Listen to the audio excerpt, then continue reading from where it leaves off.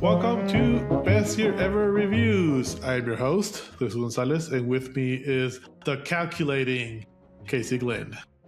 Hi, Jesus. Hi, Casey. What are we talking about today? We are finishing off season 1 of The Mandalorian. Yay! Episode 7 and 8. So you said before, we started low, episodes 1, 2, and 3.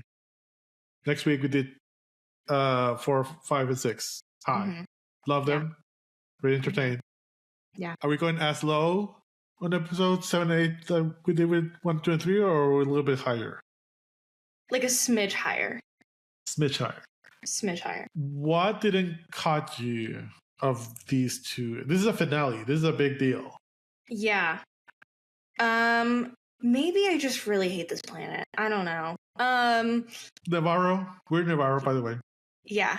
I am not a fan. I don't like this band of mates. I don't really feel their chemistry. I'm not interested in their dynamic. They don't have interesting personalities to me, except for IG-11. Big fan of that guy. Staika, yeah. Yeah. All right, let's do background before we get too much into it, because I do want to talk about Navarro and the planet. The 7, The Reckoning, released in December 18, 2019. Directed by Deborah Chow, written by Jon Favreau, music by Louis Göransson, edited by Andrew S. Eisen. December 18. That was the day before The Rise of Skywalker premiered in December 19. Big fucking deal. Yeah. And it is a big fucking deal because later in this episode, Grogu uses Force healing. And that was supposed to be a super rare thing. And Rey uses Force healing in Rise of Skywalker too. So damn, people did they were not like, talk? what the fuck? I don't. I like Rise of Skywalker, but that's my least seen movie of all the Star Wars. And then we get episode 8, released on December 27, 2019. So after Rise of Skywalker. Directed by Taika Waititi, written by Jon Favreau, music by Louis Göransson, edited by Jeff Sebenik. Starring Pedro Pascal as the Mandalorian, Carl Weathers as Grief Karga, Werner Herzog as the client, Nick Nolte as Quill, the voice, and Misty Rosas as the performance of Quill. Taika Waititi as IG-11, Gina Carano as Cara Dune, and Giancarlo Esposito as Moff Gideon. Bom, bom, bom. I love his theme. We haven't talked about the music, but goddamn, is it good music? Yes, it was good, especially like kind of being like its own thing. I thought it did a good job, like tying to like the OGs, you know? Yeah. And what's funny is that Louis Göransson, you mentioned Black Panther. He did the music for Black Panther too. And he started. Well, before this, he did the music for New Girl. So it's funny for me to see New Girl after I watch this, and I see a Ludwig name in music by. So yeah, episode 7, The Reckoning. We get a message from Grief Karga. I always forget his name. He has a weird name. He does, especially for like a human species. Yeah. It feels like it should have been an alien. Yeah. You get a message from Grief Karga that he has a plan. He made a deal. The Mandalorian will stop being haunted by the bounty hunter, which is good because he wants to take care of Grogu. And he has this whole plan to appease or kill the client.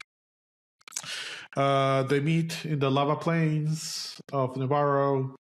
And before this, the Mandalorian recruits Cara Dune as Muscle.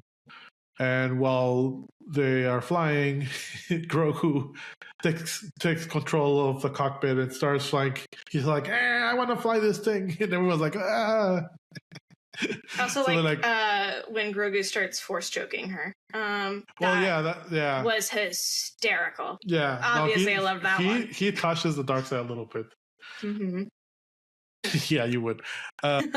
They need a nanny, so they go get Quill. Surprise IG-11 comes in. Mm-hmm. Mando's is understandably freaking out a little bit. Quill tells them he reprogrammed, and this is a very cute montage of how IG-11, pretty much like a baby, relearned everything. I think that this is probably one of my least favorite scenes in the entire It's so series. Cute. He grabs the big box and then lands it on the little creature and splats it. The montage itself, visually, love. The writing for it is so on the nose about like, it's very clear, like, okay, the Mandalorian is gonna like learn to love droids, and the Mandalorian is also learning how to be a father. Like, it's like, okay, we get it. Like, it's laying it on super thick. It's Star Wars. So cheesy. Have you seen Star Wars? Yeah, it's cute. It's cheesy, but it's fine. I'm okay with it. They recruit IG-11 as a nanny. Mando is reluctantly okay with it. They're flying back. IG-11 as a nanny. He's great. Yeah.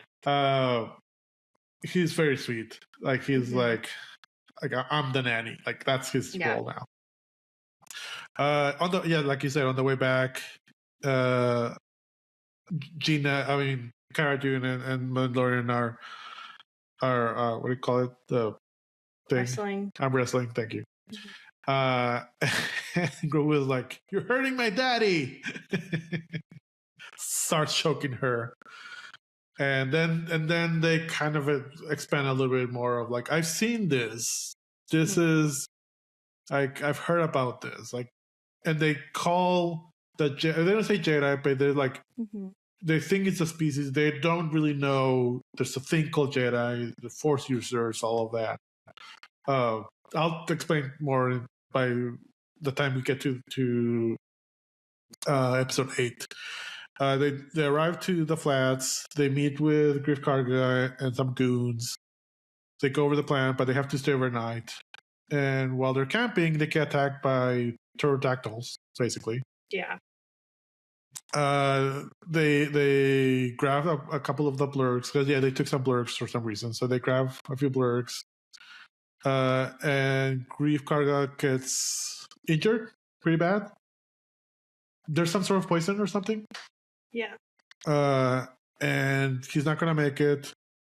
And then we finally get the little Force noise music that we had in the first episode, or the second episode, with Grogu stretching his hand and healing. Big deal for the Star Wars fandom. Like I said, Force healing is supposed to be super rare.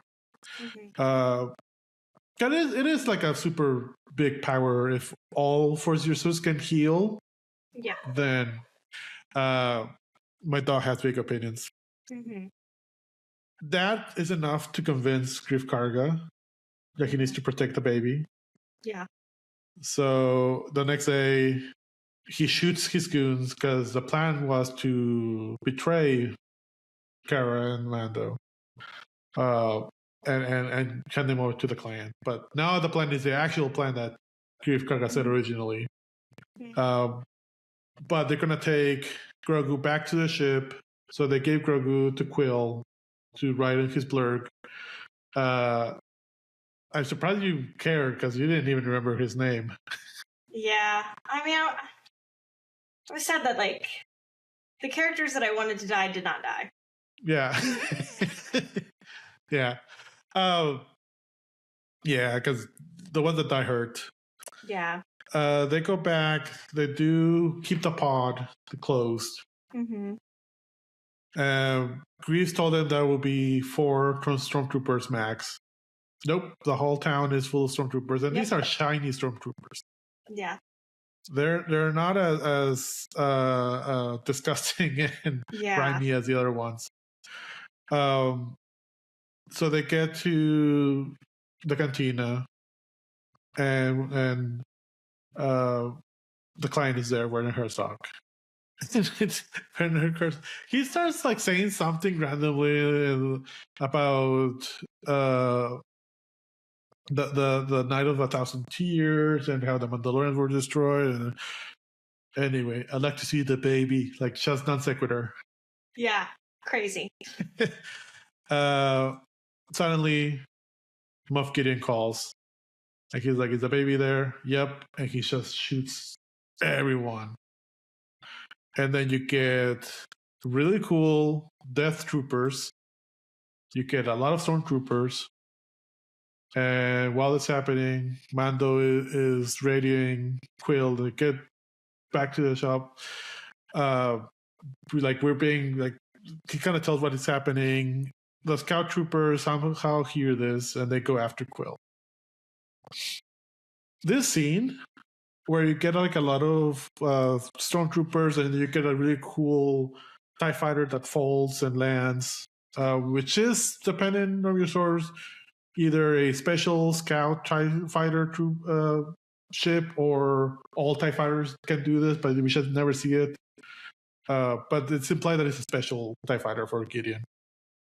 Moff is a level, like it's a rank that is super high up there. When they were filming this, they had a problem.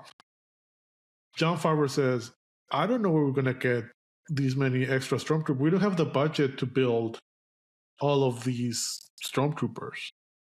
And Dave Filoni is like, I know people. So he called the fan organization 501, who they make movie grade stormtrooper armor. Crazy. I mean, yeah. And this is the story. Like they're in LA. A lot of these organizations will do charity events. They'll go to hospitals. Yeah. Someone would call them, hey, there's a premiere. I want some stormtroopers here. Cool, we'll show up. Yeah. Lucasfilm does that a lot. They'll do like, we have an event. We have a thing. We need stormtroopers, and you get paid, and then you should show up. Mm-hmm. So they didn't know this was for an actual TV show. They show up, and they see like, this is a set. And they're like, David's like, so you're in a show. There's going to be a show. First of all, there's going to be a Star Wars show. Oh my God. Second of all, you're in it. That's crazy. So, and David Filoni was like, we didn't have to train them much. They knew how to move. They knew like they do all of that already. That's beautiful. And yeah, like I know some people from the 501st. I was part of the Mandalorian mercs, and the 501st are famously, the Mandalorian mercs are all fat. They call it the fat Mandalorians or whatever. Because most stormtroopers are in shape and are thin, and they have to fit in the stormtrooper armor.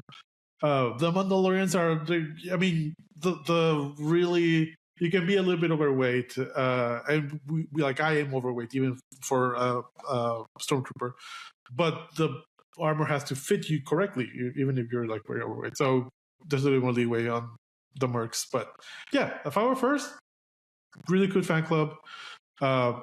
Can you imagine just that surprise?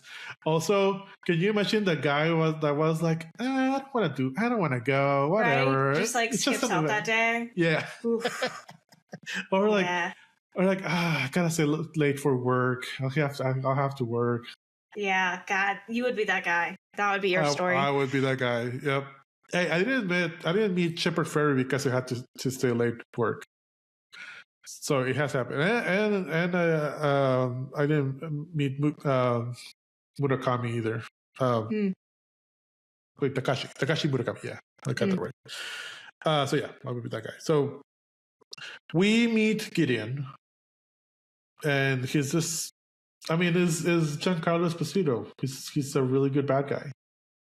It was funny. I have never seen Breaking Bad, but Samuel has, and so Samuel was walking past. He wasn't watching the show with me, but he was walking past and goes, "I don't think I like him as a sci-fi bad guy," and then just walks away.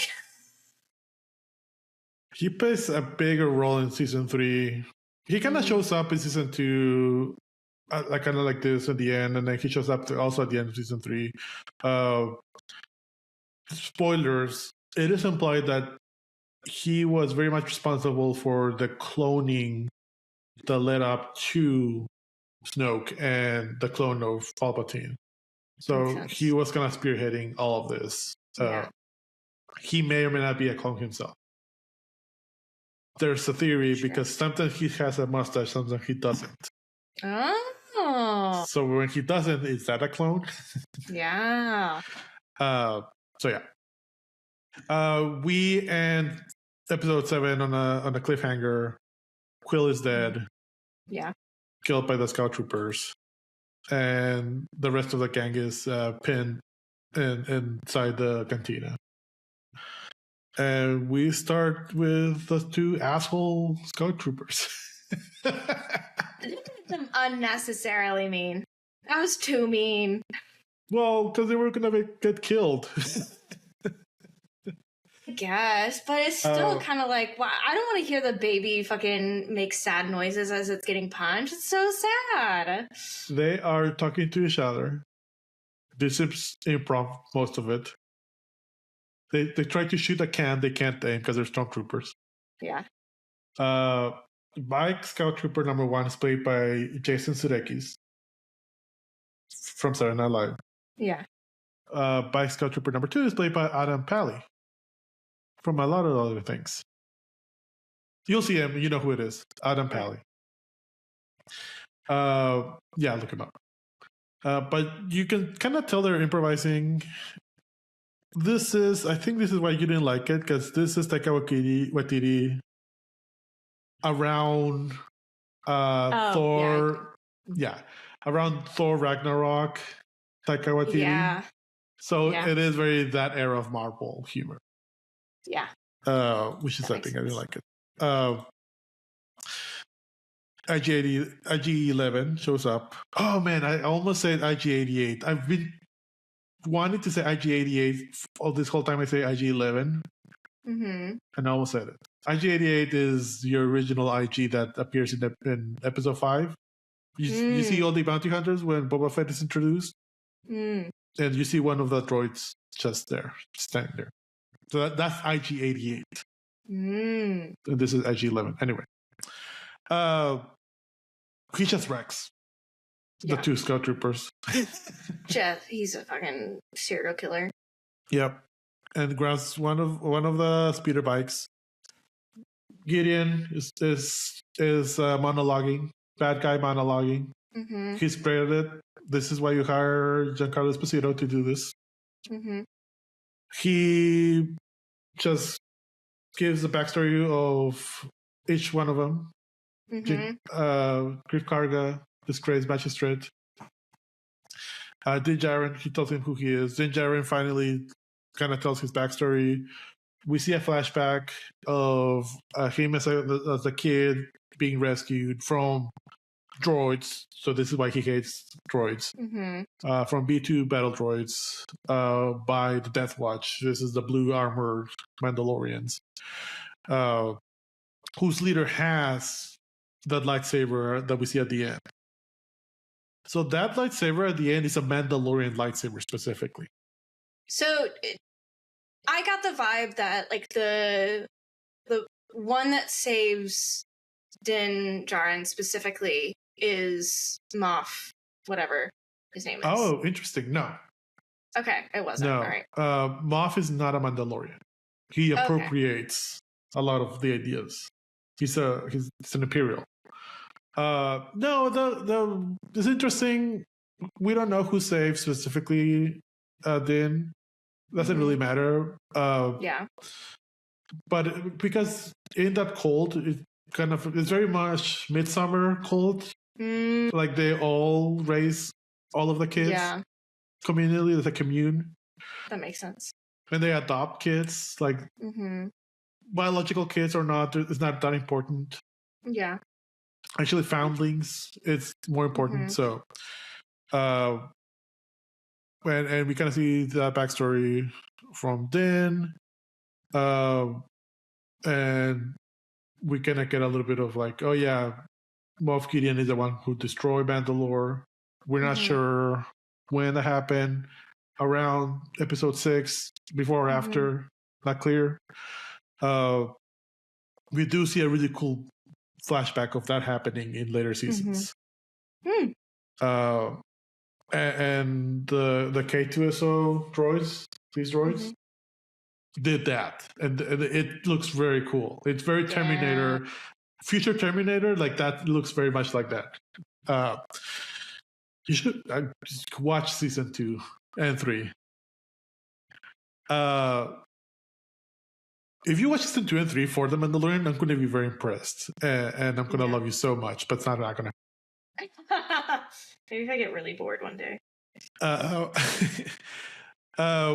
While Gideon is monologuing, IG-11 is just swooping in action. Yeah. Murking everyone, killing left and right. Grogu is having the time of his life. Yeah. He's like, wee! Just having a blast. I love also how IG-11 does this fucking, like, he'll twist his like torso around, and like as he has like Grogu on him, so he'll like twist his torso or his head or whatever, and like to keep Grogu away from like firefight. I just love that. It's very cute. Yeah, because that is his main thing. Like, he needs to protect Grogu. I mean, realistically, he should have leave him in the ship, but you know, this is more fun. Yeah, way more fun. They shoot their way out, and they're killing a lot of stormtroopers, a lot of death troopers. Gideon shoots the power pack that the Mandalorian had, like the big machine gun thingy. They're pinned down again. Mando is hurt badly. They're back again in the cantina as IG-11 was also kind of hurting. And then we get the flame trooper slow motion. That was pretty cool. Yep. And he flames the entrance of the cantina, and then he enters, and then you see little baby Grogu silhouette, just kind of like very cool shot, and stops him with the Force.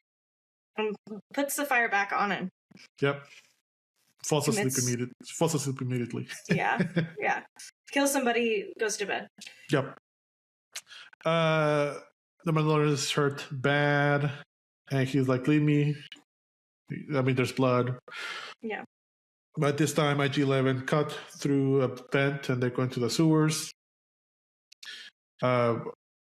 Gina, or Cara Dune, Grief, and IG. IG stays behind, but Cara Dune and Grief and Grogu go in the sewers. They leave them behind. IG is like, I'm a nurse now. I'm a caretaker. I'm going to care of you. You need to take your helmet off. Why? Because we want to see Pedro Pascal's face. Busted ass looking face. With a mustache. Yeah. Have you seen him lately? He doesn't have a mustache. I hate it. It's weird. He's playing someone.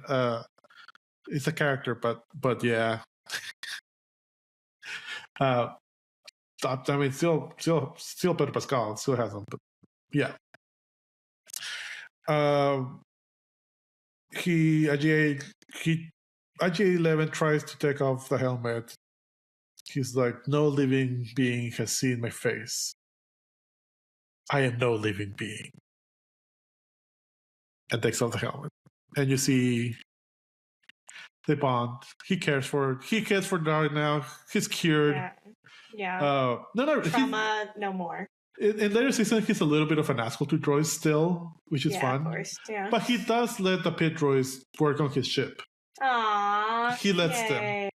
Like he goes to Petty later on, and she's like, "No droids, I know." He's like, "No, it's fine. They can do that," and they're all happy, like, "Yay!" Aww. IG saves him. Kara, Grief, and Grogu are in the sewers. The IG-11 and Mandalorian catch up to them very quickly. They get to where the Mandalorians were hiding before, and they just see a pile of armor. And the Mandalorian is pissed that Grief blames him. Makes sense. And the armor appears. He's like, "No, it was the Imperials. We had to do what we had to do. I'm just kind of saving whatever I can save." Emily Swallow plays the armorer. Great actress. If you've seen Supernatural, she played a bad guy there. No, she's great. Please, Emily, if you want to be in a podcast, you can be in ours. She lore dumps a little bit more about the Jedi, and then this is where she tells, like, "I've seen these people. This is like she doesn't call them. I think she says sorcerers, but she clarifies it's not a species. It's a group of people. They have these powers. You need to find those people to give Grogu to." So now he had that's season 2. Him trying to find Jedis. So she sets the mission, the next mission, and then she calls them a clan of 2, which is very cute, and gives him the sigil of the Mudhorn. "You've earned this. Please, thank you." So, why doesn't anyone know who the Jedi is? Why doesn't anyone know the Force? I mean, it's obvious, right, to us. By episode 1, or before, right, or episode 3, before Order 66, when they killed the Jedi, there were 10,000 Jedis in the whole galaxy. The galaxy's trillions of people, trillions. Oh, okay. And there were 10,000 Jedis. Yeah. They were also centralized in Coruscant. Like the High Republic, 200 years before this, they had Jedi temples. That's why you see Jedi temples everywhere. So they had little local Jedi, so they were a little bit more common. But by episode 1 and through 3, the prequels, they were centralized. So people in the Outer Rim, like here in Navarro, they've never seen a Jedi in hundreds of years. Order 66 had a success rate of 99%. There were about 200 Jedi left after Order 66. So even like this, and this is almost 30 years after that. Yeah. So there's like maybe 20 Jedis around. Yeah. So and so even by the sequels, people don't know that about the Jedi that much. So that's why. Like to us, Star Wars is obvious. There's Jedis. To them, it's like, there's these weird monks that has superpower and they're wizards. No. Yeah, that's okay. Yeah, that's what Han Solo is like. Yeah, I've never seen that. Yeah. It's weird. Yeah. So they leave the armor behind. She said, "No, I have to stay behind. I need to clean up and I'll salvage whatever I can." Gives Din a jetpack. "Have you trained in the ways of the Rising Phoenix?" "I have, as a child." The drama. They find this lava, very Greek mythology, very Dante's Inferno lava river. You even have like a Chiron type droid. So it's weird to see an R2 droid with long limbs. R2, yeah. It's very weird. Feels unnatural, which fits to the whole thing. Yeah. While they're escaping through the lava river. Stormtroopers catch up, and you think they're gonna kill the armor, and she wrecks. She just destroys all of them with the smithing tools. Not even just tools. Incredible. They're in the lava river. They see the light. Din sees, there's stormtroopers around. There's not a lot of stormtroopers, but he's like, they're gonna kill us all, whatever. And IG-11 is like, well, do you remember that thing at the beginning? I keep destroying myself. I could do that, but you have to tell me that it's okay. You have to say it's okay that Grogu is safe. Yeah. He's like, it's safe, and then he Terminator 2 sacrifices himself. Walks through the lava. Dramatically, and explodes in front of all the stormtroopers, killing them all. And then they're out, and then fucking Gideon flies by in his TIE fighter. Luckily, Din has a jetpack now. Thank God. He doesn't know how to use it that well. He didn't trade that much. But he barely gets to... He does what he has to do. He gets to the TIE fighter, destroys it, and Gideon seemingly dies. Not really. And we're safe. Yay! Cara stays behind. We see a lot more of her in season 2. Well, not a lot more of her, but we do see a bit more of her and Grief Karga. Spoilers for season 2 and 3. Navarro keeps getting progressively better. So this is like a shitty place where you eat monkey lizards. Everyone hates it. It's destroyed. By season 3, the monkey lizards are free, running around. There's trees around. They got trees. You got trees. All of the buildings are white and they're big. Every season keeps getting fancier and fancier. It's really funny. No, it's great. And the Mandalorian and Grogu fly off into the sunset, off to season 2, where Mandalorian's going to try to find Grogu's people. We get a post-credit scene, kind of. The Jawas are salvaging the TIE fighter, and then you get the dark saber. It's not a lightsaber, it's a dark saber. And it makes a hole. It's a square. It's not a circle. And Gideon's alive. So this is a big deal because Darksaber appeared in the Clone Wars. Like I said, and it is a Mandalorian weapon. And in the lore, whoever holds a weapon is the Mandalore. Like, he is the leader of the Mandalorians. So this is why it's important that Moff Gideon has it. Like, somehow he has it. We do find out later how. But, like, it's a big deal. And this is how the season ends. Season 1. And you are whelmed. Yeah. Let's do awards. Best actor ever, worst actor ever, best episode ever. We have 2 to choose from. Casey, best actor ever.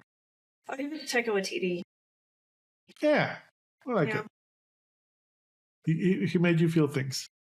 He did. It was the first time in the show I felt things, so I love that. I'm gonna give it to Nick Nolte for the same reason. Also, Quill looked like Nick Nolte. The little Arknak thing looked like Nick Nolte. That's. I mean, I can do whatever I want. It's my show, so I'm gonna give it to Nick Nolte and Misty Rosas, who is the body of Quill. So Quill as a whole, the 2 actors portraying him. Worst actor ever. And why is it Gina Carano again? Yeah. Man, it's hard for me. Fuck it. I'll do it. I'll do Gina also. I didn't hate any of the extras. Yeah. I mean, they're fans. They were fans, the Stormtroopers. I was gonna give it to Jason Sudeikis and Adam Pally because they took me out of Star Wars because they're like, oh, there's just two comedians riffing.